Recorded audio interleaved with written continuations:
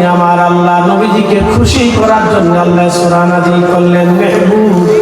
মেহবুবকে খুশি করা লাগবে, সেই জন্য আল্লাহ নাযিল করলেন ইন্না আ'তাইনাকাল কাউসার। নিশ্চয় নবীজি আমি আপনাকে হাউজে কাউসার দিয়ে দিলাম। ফাসাল্লি লিরাব্বিকা ওয়ানহার, আপনি উম্মতকে বলেন তারা যেন নামাজ পড়ে, কুরবানি করে। ইন্না শাবিয়াকা হুয়াল আবতার, নবী গো যারা আপনাকে নির্বংশ বলে তারাই নির্বংশ হবে, আর আমি আল্লাহ আপনার শান্তি বুলন্দ রাখবো। একবার আওয়াজ তুলে বলা যাবে আল্লাহু আকবার। চিৎকার করে বলেন ইয়া রাসূলুল্লাহ। এখন ব্যাখ্যা শুনে দিন। আচ্ছা, আল্লাহ কি শুধু এই উত্তর দিতে পারতেন না, ইন্না শানিয়াকা ওয়াল আবতার, নবী গো যারা আপনাকে নির্বংশ বলতেছে ওরা নির্বংশ হবে, শুধু এই উত্তর নবীজিকে আল্লাহ দিয়ে দিতে পারতেন। কিন্তু তার আগে আল্লাহ সর্বপ্রথম নবীজিকে একটা সুসংবাদ দিলেন, একটা উপহার দিলেন, একটা গিফট দিলেন, একটা নিয়ামত দিলেন। কারণ কি? মেহবুবরা আগে খুশি করলেন।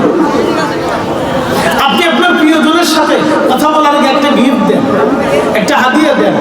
বাহির থেকে, বাড়ির থেকে, কোথাও থেকে ঘুরতে গেছেন, বিদেশ থেকে, আপনার বাচ্চার জন্য, মেয়েটার জন্য, ছেলেটার জন্য আগে কেনাকাটা করেন। কারণ আপনি যখন ফিরে আসবেন তখন আপনার কাছে দৌড়ে আসলে এটা গোপনে আপনি দেখুন, আব্বু তোমার জন্য এটা আছে, আম্মু তোমার জন্য এটা আছে, বলে আপনার বাচ্চা আপনার মেহবুব। কিছু কথা বলার আগে যখন আপনি কিছু দিবেন তখন সে অত্যন্ত খুশিতে উৎফুল্ল হবে।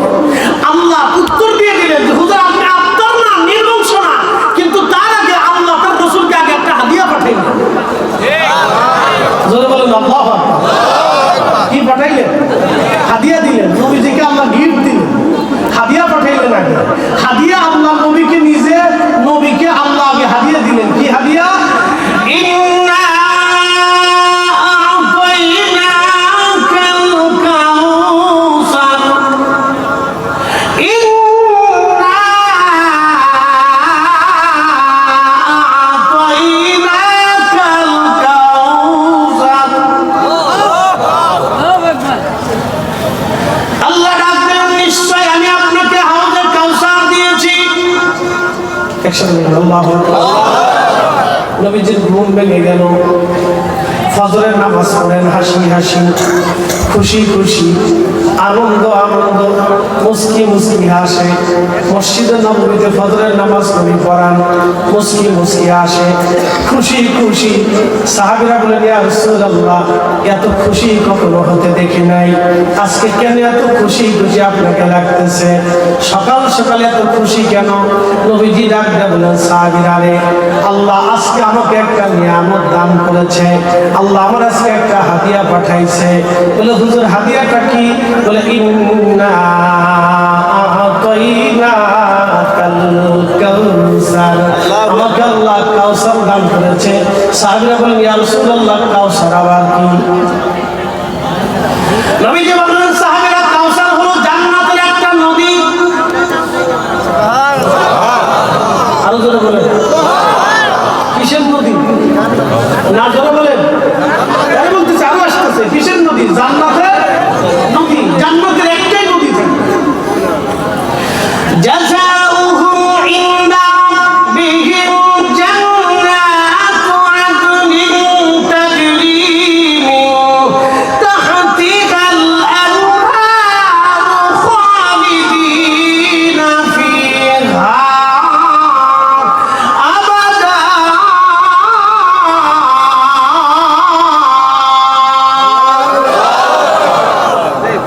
আল্লাহ বলেন ইমানে আমলে যদি তুমি কবরে চলে আসো, তোমার জন্য একটা জাযাউহু, তোমাকে পুরস্কার দিয়ে দেব জান্নাতুন, একটা জান্নাত। জান্নাতের নিচে নহর প্রবাহিত হবে, চিরদিন চিরদিন ওই নহর প্রবাহিত হবে, ওই নহরের পানি খাবা। নবীজি বলেন সেই নহরটার নাম হলো হাউজে কাউসার। এই নহরের পানি দুধের চেয়ে সাদা হবে, মধুর চেয়ে মিষ্টি হবে, আর মিষ্টাম্বরের চেয়ে সুঘ্রাণ হবে।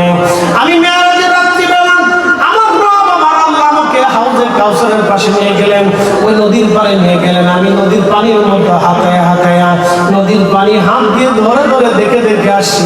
আল্লাহ আমার কি নদী দিলেন, কি পানি দিলেন, এটা বরকতময় পানি।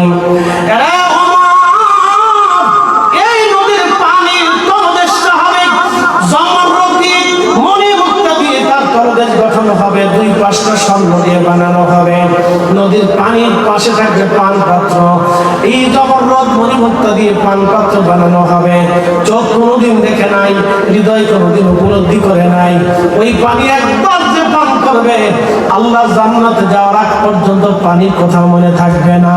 এত চমৎকার পানি হবে, ওই পানির বরাদ্দ আল্লাহ আমার হাতে দিয়ে দিয়েছেন। ওটা কিয়ামতের ময়দানে প্রবাহিত হবে। হাউজে কাউসার কিয়ামতের ময়দানে, হাউজে কাউসার ছাড়া আর কোনো পানি থাকবে না। আমি নবী যাকে খুশি তাকে পানি পান করাবো, যাকে ইচ্ছা ডেকে নিয়ে আমি আমার উম্মতকে পানি পান করাবো। আমার উম্মত ওই নদীর পানি আগে পান করবে। আমাকে আল্লাহ সুসংবাদ দিয়েছে, এই নদীর পানি জান্নাতে প্রবাহিত হবে। তার মানে হাসরের ময়দানে ওই পানি পাইতে হলে নবী পাওয়া লাগবে, জান্নাতের ভিতরে পানি পাইতে হলে নবী পাওয়া লাগবে। একসাথে বলেন আল্লাহু আকবার। বেহেশতে গেলেও নবী লাগবে, বেহেশতে গেলেও কাকে লাগবে? যেন বলেন কাকে লাগবে? হাসরের ময়দানে কাকে লাগবে? হাসরের ময়দানেও নবী লাগবে। বুঝে কবরে যায়, কোন জম কোন জমাত কোন কি করবেন না করবেন এটা আপনি বুঝে যান। কবর আপনার, আপনার কবর কিন্তু আপনার হবে না। আপনার কবরে আমাকে জিজ্ঞাসিত করা হবে না, আপনার আমার কবরে আপনাকে জিজ্ঞাসিত করা হবে না। কবর আপনার। হাসরের ময়দানে আপনি দাঁড়াবেন, মিজানের পাল্লা আপনাকে একা দাঁড়াইতে হবে। ডান হাতে বাম হাতে আমলনামা আপনাকে একা দাঁড়াইতে হবে। ফুলসিরাতের ঘাটে আপনাকে একা দাঁড়াইতে হবে। হাউজে কাউসারের ঘাটে আপনাকে একা যেতে হবে, অন্য কাউকে নিয়ে যেতে পারবেন না। সেই দিন আপনাকে রসুল খুশি করে যেতে হবে। নবী খুশি করতে পারলে এই চারটি স্থানে আপনি নাজাত পাবেন। 1 নম্বরে কবর, 2 নম্বরে মিজান, 3 নম্বরে ফুলসিরাত, 4 নম্বরে ডান হাত বাম হাতে আমলনামা, 5 নম্বরে হাউজে কাউসার। 5টা কঠিন জায়গা আপনার আমার জীবনে আসবে। এই 5টা কঠিন জায়গা পার হইতে হলে আপনাকে নবী লাগবে, রসুল লাগবে। রসুল ছাড়া এই 5টা স্থান পার করা খুব কঠিন হবে, কঠিন হবে। এই জন্য আল্লাহ বলে দিলেন, হাবিব উম্মতকে বলেন, আমাকে কেউ যদি পেতে চাও তাহলে আপনি নবী আগে পেতে হবে। আমাকে ভালোবাসতে চাও আপনি নবীকে আগে ভালোবাসতে হবে। আমাকে খুশি করতে চাও আপনাকে আগে খুশি করতে হবে। আমার সন্তুষ্টি নিতে চাও আপনাকে সন্তুষ্ট করতে হবে। আমাকে তাজিম করতে চাও আপনাকে আগে তাজিম করতে হবে। আমাকে মানতে চাও আপনাকে আগে মানতে হবে। আমার তরিকা চাও আপনার তরিকা মানতে হবে। আমার উপর ঈমান আনতে চাও আপনাকে আগে মেনে নিতে হবে। আমাকে খুশি করতে চাও আপনাকে খুশি করতে হবে। আমার গোলামি করতে চাও আপনি নবীর গোলামি করাই লাগবে। কথা বলেন ঠিক না বেঠিক?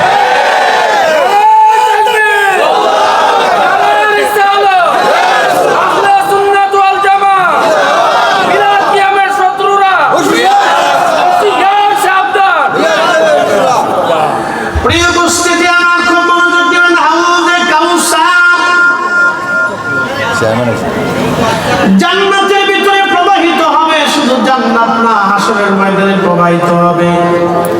এখন এই হাউজে কাউসারের পানি কারা পান করবে? আল্লাহ প্রথম বললেন, ফাসাল্লি লিরাব্বিকা ওয়ানহার।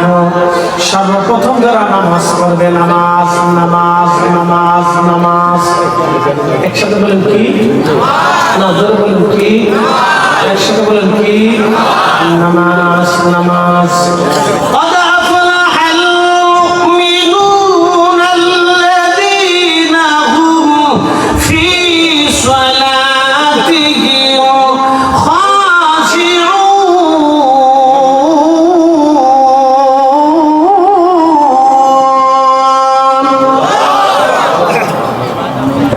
রব্বুল আলামিন বললেন, সফল কাম সে মুমিন, যে মুমিন সালাতে খুশু খুজু অবলম্বন করে শুধু একমাত্র আল্লাহর জন্য নামাজ পড়ে। আপনি নামাজে দাঁড়ায় গেলেন, আলহামদুলিল্লাহি রাব্বিল আলামিন আর রহমানির রহিম মালিক ইয়াউমিদ্দিন। এখন নামাজ পড়তেছেন, ডান পাশে দাঁড়ায় একজন মুরব্বী। চিন্তা করলেন, নামাজ যদি সুন্দর মতো না পড়িতেন মুরব্বী কি বলবে? আমি মসজিদের ইমাম, আমি খতিব। আমার মসজিদে 4 থেকে 5 হাজার মুসল্লি প্রত্যেক জুমায় হয়। আমার হাউজিং মসজিদ অনেক আলেম ওলামা হন, সব ঘরানার লোক আমার মসজিদে আমার পিছনে ইক্তেদা করে। আমি চিন্তা করলাম আমার এত মুসল্লি নামাজ যদি হক মতো না পড়ে তো মুসল্লি কি মনে করবে। তখনই আমার নামাজ আর নামাজ হলো না, এই নামাজ শিরকি নামাজি হয়ে গেল। কারণ আমি আল্লাহর ভয়ে নামাজে দাঁড়াই নাই, আমি মুসল্লির ভয়ে নামাজে দাঁড়াইছি। মানুষ বিয়াই বাড়ি গেল, বিয়াই সব চিন্তা করলো বিয়াই আসেন মসজিদে নামাজ পড়ি। বিয়াই চিন্তা করলো যদি মসজিদে না যায় তো বিয়াই কি মনে করবে। বিয়ার ডরে যারা নামাজ পড়লো তারা আল্লাহর ডরে নামাজ পড়ে নাই, মূলত বিয়াইকে ভয় করলো। এই নামাজের মধ্যে শিরিক ঢুকে গেল। সমাজে গেছে বিচার সালিশে, এমন সময় ইমাম সাহেব বললো আসেন জোহরের আজান করেছে নামাজ পড়ি। এখন সবাই নামাজে আসলো, কেউ ওখানে নামাজ পড়ে না কিন্তু এখন নামাজে আসছে। কেউ কেউ চিন্তা করলো যদি নামাজ না পড়ি তো সমাজ কি করবে। সমাজের ভয়ে যারা নামাজ পড়লো তারা আল্লাহর ভয়ে নামাজ পড়ে নাই, তাদের নামাজ শিরকের নামাজ হয়ে গেল। সামনে আসবে রাজনীতি। রাজনীতির সময় অনেকেই ভোট চাওয়ার সময় নামাজ পড়বেন, চিন্তা করবে যদি নামাজ না পড়ি তাহলে মানুষ ভোট দেবে না। সে ভোটের ভয়ে নামাজ পড়লো। এই নামাজ আল্লাহর ভয়ে পড়ে নাই, ভোটের জন্য নামাজ পড়েছে। এই জন্য তার নামাজ আর নামাজ হলো না, নামাজ হয়ে গেল শিরকি। আল্লাহ কোরআনে বললেন ক্বাদ আফলাহাল মুমিনুনা আল্লাযীনা হুম ফী সালাতিহিম খাশিউন। খুশু নিয়ে আমি রবের সামনে ভয়ে বিহ্বল হয়ে যে নামাজে দাঁড়াইলো, সে অরিজিনাল সফল কাম মুমিন, সে অরিজিনাল নামাজি। আল্লাহ বলেন কুল ইন্না সালাতি ওয়া নুসুকি ওয়া মাহইয়ায়া ওয়া মামাতি লিল্লাহি রাব্বিল আলামিন।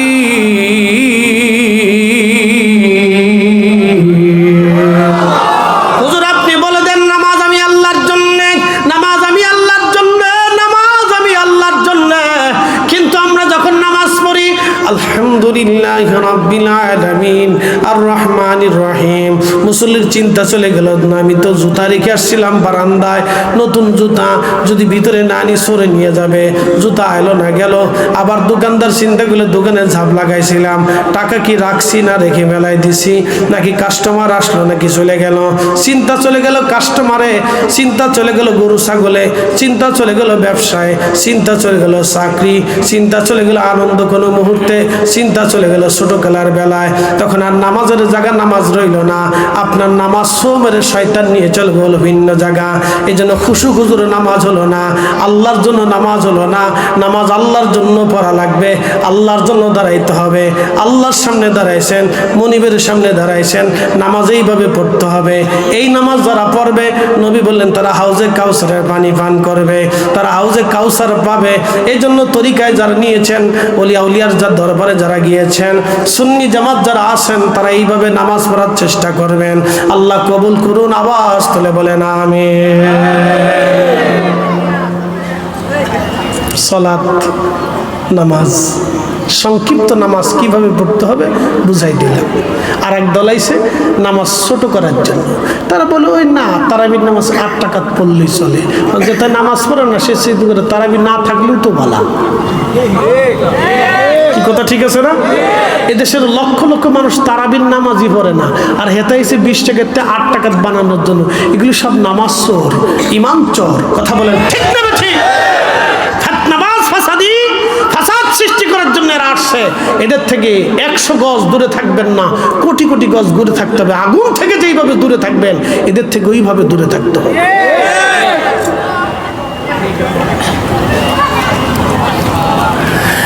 মুসলমান এদেশে 8 টাকার তারাবি যদি হতো তাহলে 360 জন আল্লাহর ওলি এদেশে 8 টাকার প্রতিষ্ঠিত করে যাইতো।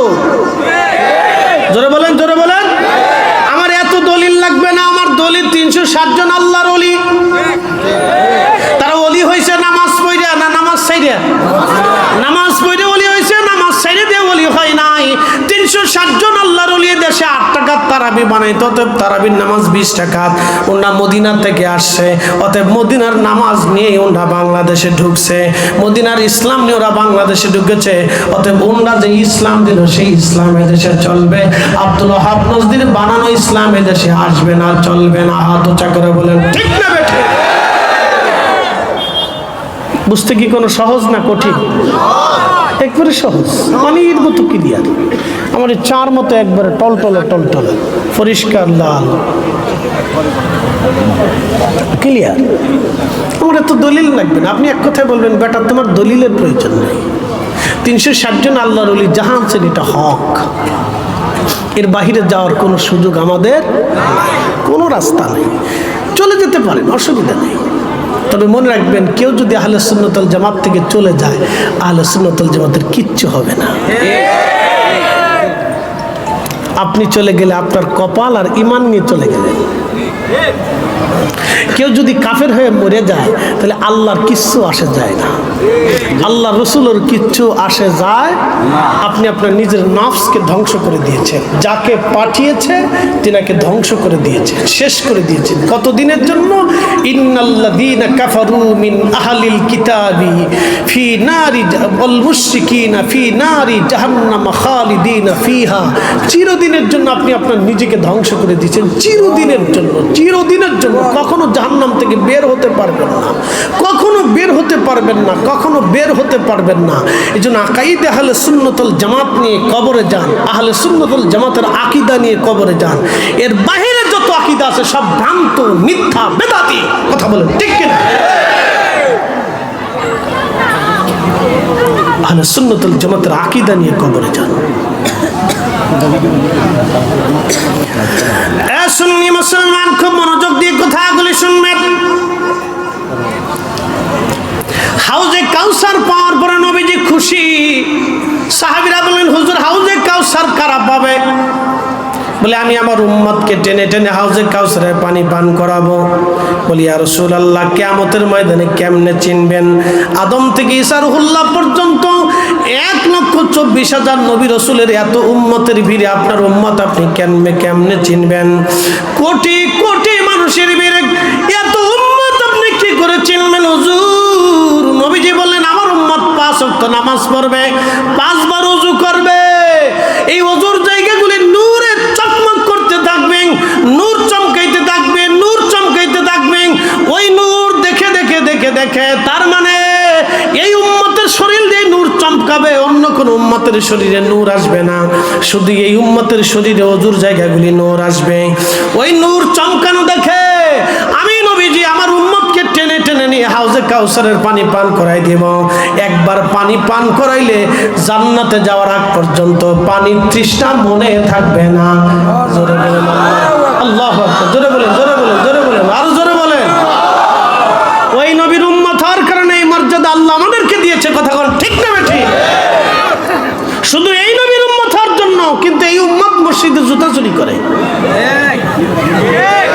সুদ খায়, ঘুষ খায়, অন্যের ক্ষতি করে, অন্যের মাথায় বাড়ি দেয়, বকিঝুকি করে। কথা কন না ঠিক কিনা? তেলের গাড়ি তেলে চলে,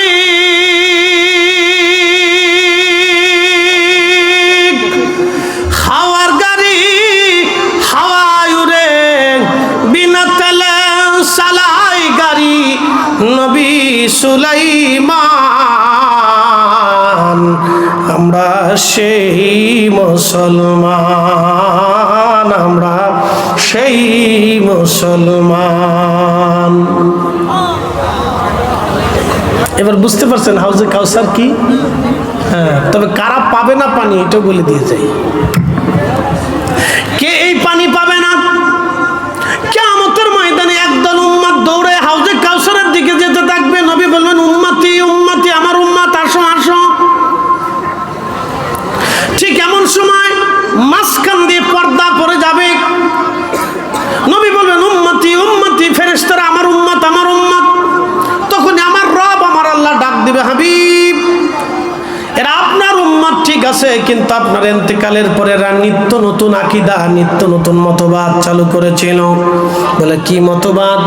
একটা মতবাদের কথা বলে দিয়ে যায়। আমার দেশে যারা 8 টাকার তারাবি পড়ে, তাদের মতবাদ হলো আল্লাহর নবী সাল্লাল্লাহু আলাইহি ওয়াসাল্লামের আব্বা আম্মা হযরত আমেনা, হযরত আব্দুল্লাহ রাদিয়াল্লাহু আনহুমা, এই দুইজন তারা কাফের ছিল, তারা জাহান্নামী হয়ে গেছে।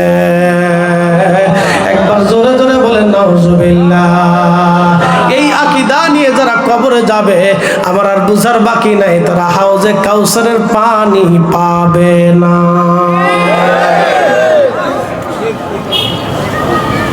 শেষ। একসাথে বলেন কি? জোরে বলেন। আপনার যদি এই আকীদা নিতে মন চায় তো নেন, কি কথা কন না কেন? আপনার যদি এই দলের সাহায্য করতে মন চায় তো করেন, করলে আমাদের কি আসে যায়? কবর পর্যন্ত, এরপরে তোর যাওয়ার সুযোগ নাই। বেশি দিন না, দম ফুরাইলেই ঠুস, এর উপরে আর যেতে পারবেন না। তো কবরে তো যেতেই হবে। কবরে যাইয়া তিনটা প্রশ্নের একটা প্রশ্ন নবীকে দেখায় বলাবো, মা কুনতা তাকুলু ফি হাক্কি হাদার রাজুল। ওই জায়গায় যাও দেখবেন আমার নবী। কি কথা কন না কেন? আপনার যদি ওই আকীদা নিতে মন চায় তো নেন, অসুবিধা নাই তো।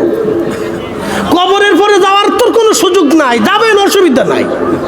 আমরা কিচ্ছু কইতাম না, কোনো অসুবিধা নেই। আপনার সাথে ঝগড়া করবো না তো ভাই, আমার ঝগড়ার দরকার নাই। তো কবরে রসুলের সাথে দেখা হবে, তা হাসরের ময়দানে হাউজে কাউসারে নবী দেখা হবে, হাসরের ময়দানে মিজানের পাল্লায় রসুল দেখা হবে, হাসরের ময়দানে ডান হাত বাম হাত এখানে নবী দেখা হবে, হাসরের ময়দানে ফুলসিরাতের ঘাটে এখানে নবী দেখা হবে। আমি বলি নেই, আল্লাহর নবী নিজে বলেছেন। তিরমিজি বাবু সাফার ভিতরে খাদিম রসুল হযরত আনাসকে বলছে, আনাস তোমাকে আমি ওয়াদা করে গেলাম, তোমাকে নিয়ে বেহেশত যাব, কিন্তু তিনটা জায়গায় তুমি আমাকে তালাশ করবা, তিন জায়গায় তুমি আমাকে পাবা, অন্য কোথাও তুমি আমাকে পাবা না, তিনটে স্থানেই পাবা।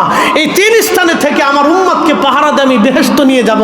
এখন কিয়ামতের ময়দানে আল্লাহর নবী যদি জিজ্ঞেস করে, উম্মত হাউজে কাউসারের পানি চাইতে আসছো, লজ্জা করে না?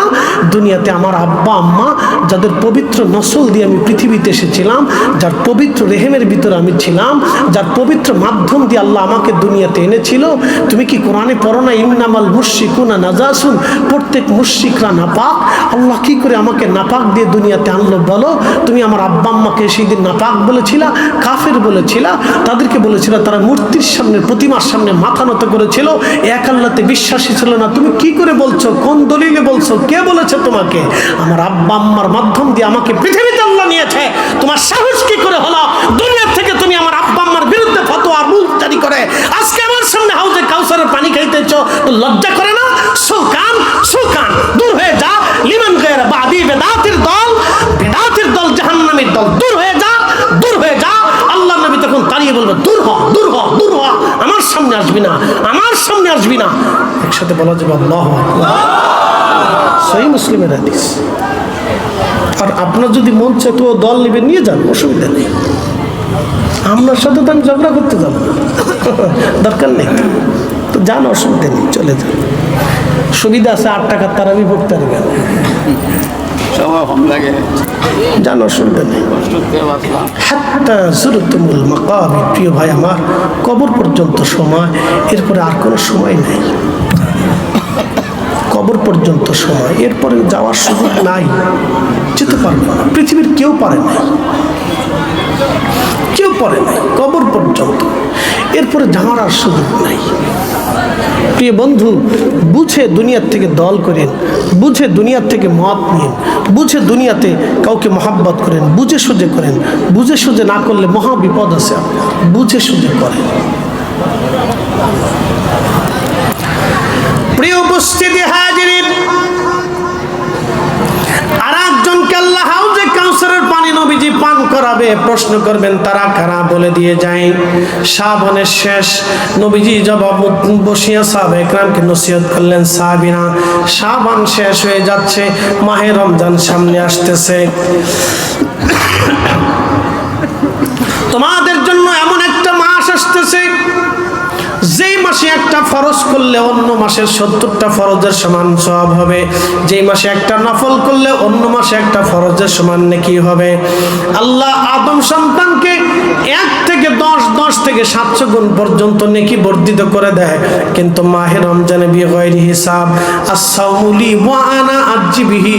নবীজি বললেন, আল্লাহ বলেছেন রমজান আমার জন্যই তারা রোজা রাখে, প্রতিদান আমি আল্লাহ নিজে তাদেরকে দিয়ে দিব।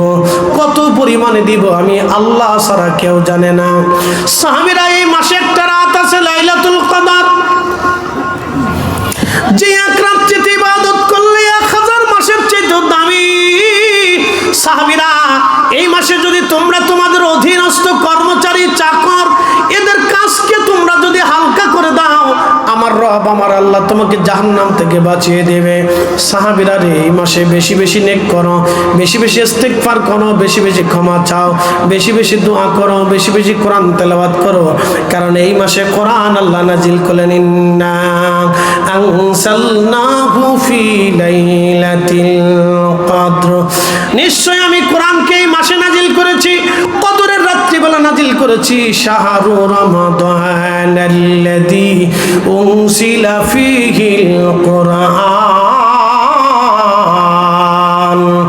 আমি রমজান মাসে কোরআন নাজিল করেছি। এই জন্য কোরআন নাজিল হওয়ার মাসে বেশি বেশি করে কোরআন পড়বেন, কোরআন পড়বেন, কোরআন কোরআন পড়বেন। নবীজি আরো বলেন, উম্মত তোমরা শোনো, আমার রোজাদার উম্মত হবে, তোমরা তাদেরকে সে ইফতার করাইবে। সাহাবী বললেন, তোমরা যদি ইফতার করাও তাহলে আল্লাহ তোমাদের জীবনের গুনাহ মাফ করবে, জাহান্নাম থেকে মুক্তি দিয়ে দেবে। এক সাহাবী বলেন, ইয়া রাসূলুল্লাহ, ইফতার করানোর মতো অনেকের সামর্থ্য নাই। নবীজি বললেন, যদি সম্ভব হয় এক পেয়ালা দুধ দিয়ে ইফতার করাও, যদি তাও সম্ভব না হয় তাহলে একটা খেজুর দিয়ে ইফতার করাও, যদি তাও সম্ভব না হয় তাহলে এক পেয়ালা পানি দিয়ে হলো তোমার ভাইকে ইফতার করাও। তারপর আল্লাহ তোমার একটা রোজার বিনিময় লিখে দেবে। একজন রোজাদারকে ইফতার করাইলে একটা রোজার নেকি হবে, তার রোজা হোক বা না হোক, তোমার রোজা হোক বা না হোক, আল্লাহ কবুল রোজার নেকি লিখে দেবে। এবং যাকে তুমি ইফতার করাইবা তার নেকিও কম করা হবে না, আবার তোমার নেকিও আল্লাহ কম দেবে না, সমানে সমানে আমার আল্লাহ দিয়ে দেবে। তবে আমার উম্মত তোমরা শুনিয়া নাও, যদি পেট পুরে আমার কোন রোজাদার উম্মতকে তুমি তৃপ্তির সাথে খাওয়াও, তার যদি কলিজা ঠান্ডা করো, তার তৃষ্ণা নিবারণ করে দাও, আমার উম্মত তোমরা শোনো, আমি নবী ওয়াদা করলাম কিয়ামতের ময়দানে আমি তোমাকে ডেকে ডেকে নিয়ে আমি হাউজে কাউসারের পানি পান করায় দেব। না না আরো জোরে বলেন, না না আরো জোরে বলেন, চিৎকার মেরে বলেন আরো জোরে। তাহলে ইফতার হবে কি হবে না? খাওয়াবেন কি খাওয়াবেন না? এই দেশে ৬৮,০০০ গ্রাম আছে, ৬৮,০০০ গ্রামে বাংলাদেশে অন্তত লক্ষ লক্ষ লক্ষ লক্ষ ধনী আছে, আছে না নাই? অনেক ধনীরা মাহে রমজানে চলে যায় মক্কা মদিনায়, বলে কেন যায়? আল্লাহ পাওয়ার জন্য। তারা মক্কা মদিনায় যায় আল্লাহ পাওয়ার জন্য, ইতিকাফ পড়ে, নামাজ পড়ে, রোজা করে, জিকির করে, ভালো কাজ উত্তম, যাবেন, অসুবিধা নাই, নিয়ত ভালো, কাজও সুন্দর। কিন্তু আবার আমার দেশে অনেক ধনীরা আছে, তারা জাকাত দেয় কি জানেননি? একবারে রমজান মাস আসার আগে তারা জাকাত দেয়। এই ১৫০ টাকার লুঙ্গি, ২০০ টাকার পাঞ্জাবি, ৩০০ টাকার থ্রি পিস, এইগুলি আনার পরে ১৫০ টাকার লুঙ্গি পরিয়া আল্লাহর বান্দা যখন ১ মাস পরার পরে একবার কাজে বসছে, নিচ থেকে আস্তে করে ছিঁড়ে ফেলে চলে গেছে, লজ্জা পেয়ে গেল আল্লাহর বান্দা। ১৫০ টাকার লুঙ্গি আনার জন্য গেল, তখনও লজ্জা, কাজের সময় হঠাৎ করে ছিঁড়ে ফেলে গেল, সেটাও একটা লজ্জা। এইগুলি হলো জাকাত নামের বাহানা। এইভাবে জাকাত হয় না। নবীজি বললেন, তুমি যেই কাপড় পছন্দ করো তোমার ভাইকে সেই কাপড় দিতে হবে, তুমি যেটা খাও তোমার ভাইকে সেটা খাওয়াইতে হবে, তুমি যেটা পরনে পরো তোমার ভাইকে সেটা পরাইতে হবে। জাকাত নামের বাহানা, জাকাত নামের এই যে জাকাতের লুঙ্গি, নিম্ন দামের কাপড় যারা দেয়, এগুলি হলো আল্লাহর সাথে তাল বেটাল করা, তাল বাহানা করা। এইভাবে জাকাত আদায় হয় না। কথা কই, জাকাত আদায় হয় না। প্রিয় মুসলমান, খুব মনোযোগ দিয়ে শুনিয়া যান। বাংলাদেশের লক্ষ লক্ষ ধনী, লক্ষ লক্ষ ধনী লাগবে না, ৬৮,০০০ গ্রামে ৬৮,০০০ ধনী যদি বলে, আমরা ৬৮,০০০ গ্রামে, এই ৬৮,০০০ জন ধনী, আমরা সবাই ৬৮,০০০ গ্রামের যত গরিব মানুষ আছে, আমরা মাহে রমজানে তাদের বাড়ি খাবার পাঠাবো। পারে কি পারে না? যদি গরিব মানুষের বাড়ি খাবার আসে মাহে রমজানে, অন্তত রমজানটা তারা তৃপ্তির সাথে রোজা রাখতে পারে, ইফতার করতে পারে। কিন্তু ৬৮,০০০ ধনী না, বাংলাদেশে ৬৮ লক্ষ ধনী আছে, কিন্তু কেউ এই কাজে আসবে না।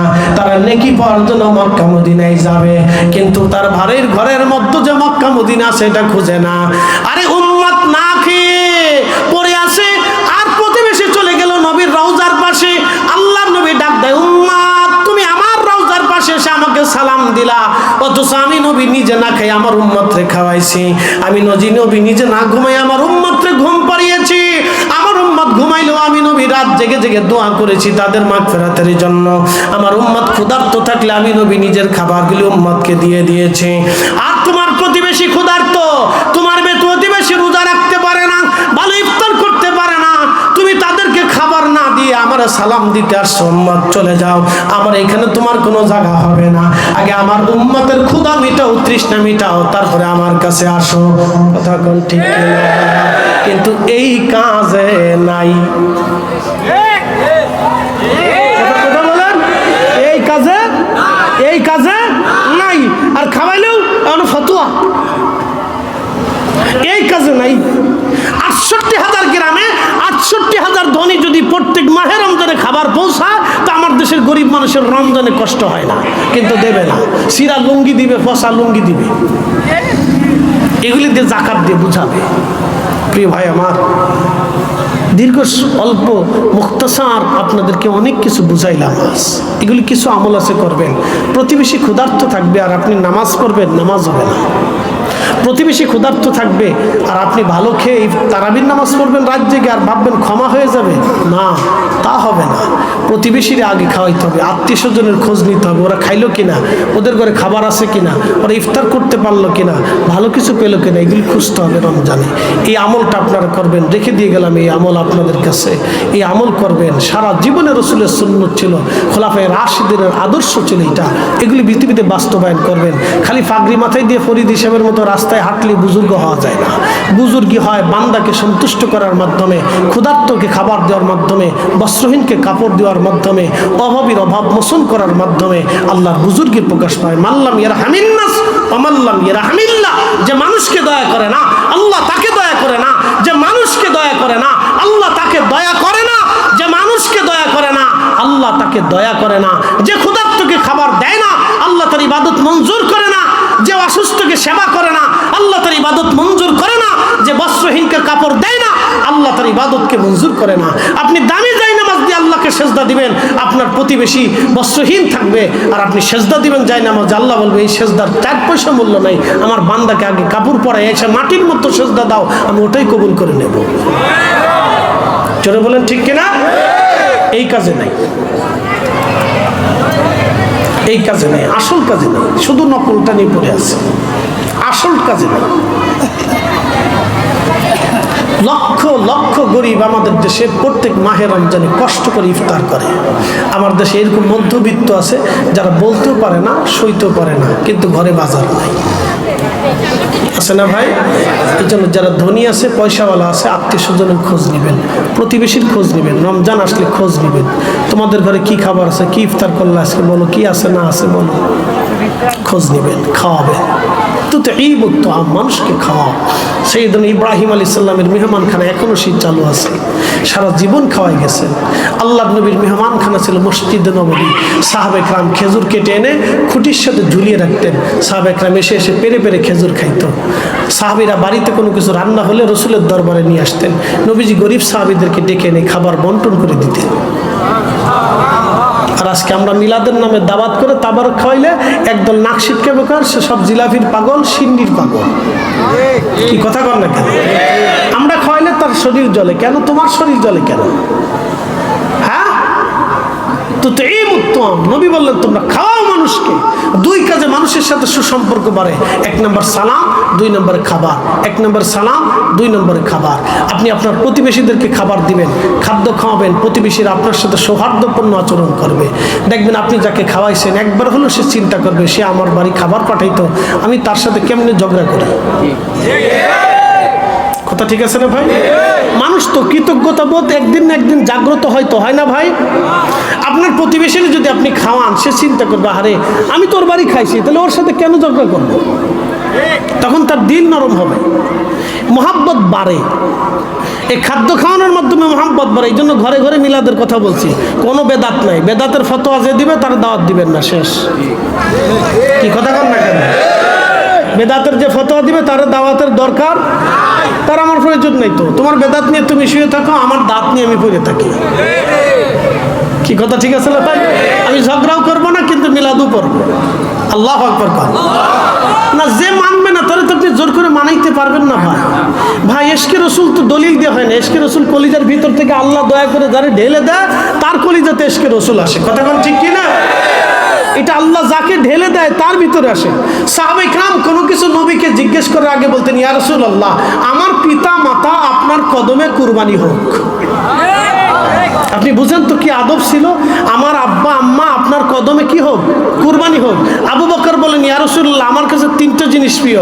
এক নম্বর আমার আপনার নুরানি চেহারা মোবারকের দিকে তাকিয়ে থাকা প্রিয়, আর আমার ছোট্ট আয়েশাকে আপনার সাথে বিয়ে দিয়ে আপনার সাথে আত্মীয়তার সম্পর্ক করা আমার কাছে প্রিয়। 3 নম্বর, ইয়া রাসূলুল্লাহ, আমার জান মাল সহায় সম্পদ আপনার কদমে কুরবানি করা আমার কাছে প্রিয়। কি আবু বকর কি আল্লাহ চিনতেন না যে রসুলের কদমে কুরবানি দিলেন? ওনারা জানতেন যে নবীর কদমে কুরবানি হইলে আল্লাহর কদমে কুরবানি হয়ে যায়। কথা কোন ঠিক কিনা? এগুলো বুঝে তারপরে কবরে যাবে, বুঝে কবরে যাবে। প্রিয় উপস্থিতি, এগুলো সহজ জিনিস, সবার এসকে কলিজাতে আসে না। প্রিয় ভাই আমার, সময়ের স্বল্পতা, মাস্টার সাহেব দাওয়াত দিয়েছেন খুব মহব্বত করে, আপনারাও আসছেন মহব্বত নিয়ে। আমি অল্প সময় অনেক কথা সেরে ফেলছি, আর একটা শেষ আকীদা বলি, আপনাদেরকে বলে দিয়ে যাই। ১৬ লক্ষ সাহাবী, কত লক্ষ সাহাবী? ১৬ লক্ষ সাহাবীর আকীদা ছিল, আল্লাহর নবী কোনো কিছু জিজ্ঞেস করলে বলতেন, ইয়া রাসূল, নবীজি বলতেন, সাহাবীরা হাসর কি জানো, কবর কি জানো, এই চাঁদ কোথায় যায় ডুবে জানো, সূর্য কোথায় যায় জানো, অতীতে কি হয়েছিল জানো, কবরে কি হয় জানো, হাসরে কি হবে জানো। কোনো প্রশ্ন সাহাবীরা কোনো বিষয়ে, অতীতে বর্তমানে ভবিষ্যতে কোনো বিষয়ে নবীজি সাহাবায়ে কেরামকে প্রশ্ন করলে সাহাবীরা জবাব দিতেন, আল্লাহু ওয়া রাসূলুহু আলাম, আল্লাহ জানে, নবী জানে, আল্লাহ জানে, নবী জানে, আল্লাহ জানে, নবী জানে। জোরে বলেন কে জানে? আল্লাহ। জোরে বলেন কে জানে? আল্লাহ জানে, নবী জানে। জোরে বলেন আল্লাহ জানে, নবী জানে। জোরে বলেন আল্লাহ জানে, নবী জানে। কয়জন সাহাবী বলছে? ১৬ লক্ষ সাহাবী বলছে আল্লাহ জানে, নবী জানে। আমরা সুন্নিরা বিশ্বাস করি আল্লাহ জানে, নবী জানে। এখন শিরিকের ফতোয়া দিলে আগে সাহাবীরে দাও, বেদাতের ফতোয়া দিলে আগে সাহাবীরে দাও, তারপরে আমরা পাবো। সাহাবীরা যেইভাবে মানছে আমরা ওইভাবেই মানি। বেদাতি হলেও বেদাতি, সুন্নতি হলেও সুন্নতি, শিরিকি হলেও শিরিকি। সাহাবীরা যেইভাবে বলছে আমরা ওইভাবেই বলি, আল্লাহ জানে, নবী জানে। একসাথে বলেন আল্লাহু আকবার। কে জানে? আল্লাহ জানে। জোরে বলেন কে জানে? আল্লাহ জানে, নবী জানে। আল্লাহ জানে, নবী জানে। বাস এক কথা শেষ। ১৬ লক্ষ সাহাবী বলছে। মানে আপনার ভালো লাগলে মানেন, না লাগলে চলে যান, অসুবিধা নেই। আপনার কবর আপনার, হাসর আপনার, ওগুলো নিয়ে ঝগড়া করার সময় আমাদের নাই তো। মানলে মানেন, না মানলে না মানেন, অসুবিধা নেই তো। প্রিয় উপস্থিতি, আল্লাহ আমাদের প্রত্যেকের বোঝার তৌফিক দিক বলেন আমিন।